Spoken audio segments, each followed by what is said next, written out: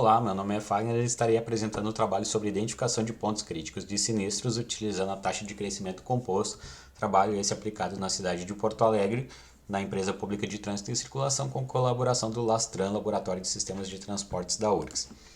Esse trabalho consistia inicialmente na identificação de cruzamentos semaforizados que fossem candidatos à implantação de caetanos. No entanto, dada a aplicabilidade do método, o mesmo foi estendido à totalidade dos cruzamentos da cidade, visando a identificação de cruzamentos com aumento de acidentalidade, considerando como elemento de avaliação o fator crítico ou unidade padrão de severidade, sendo essa aplicada através de uma análise longitudinal, visando compreender a variação temporal da acidentalidade e, portanto, da severidade, e também a avaliação das três abordagens aplicadas para a análise desse fenômeno. A primeira análise considerada foi a análise gráfica da evolução temporal da UPS. No entanto, essa análise não apresenta uma estrutura ou tendência, antes apresenta um comportamento estacionário que limita a interpretação e tomada de decisão.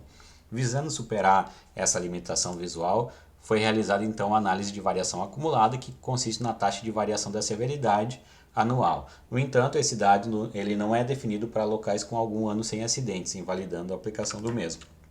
Dessa forma, recorreu-se a Compound Growth Rate, ou taxa de variação composta, que consiste na variação entre triênios, eliminando a indefinição do cálculo anterior. Considera-se para esse fim a severidade no último triênio e a severidade num triênio anterior e o número de períodos, que nesse caso são 2, ou seja, 2 triênios. Dessa forma, calcula-se a inversa dessa taxa para se obter a taxa de variação composta. Essa taxa foi aplicada então a cruzamentos com alta severidade e alto índice de acidentes, o que demonstra que esses locais vêm apresentando um decaimento de severidade em função de medidas já implantadas. Por outro lado, aqueles locais menos significativos, como cruzamentos secundários, vêm apresentando um maior CGR composto entre os dois triênios, apresentando então uma emergência de severidade nesses locais.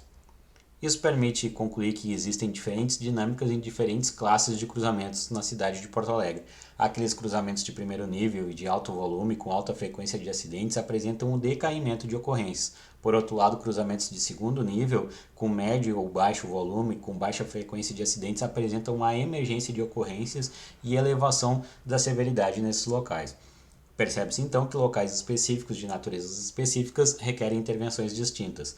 Aqueles locais secundários requerem, por exemplo, disciplinamento viário e reforço de sinalização, já aqueles cruzamentos de primeiro nível com alguma elevação de severidade requerem aperfeiçoamento nos dispositivos de controle de tráfego já existentes, por exemplo, a adoção de caetanos que motivou esse presente trabalho.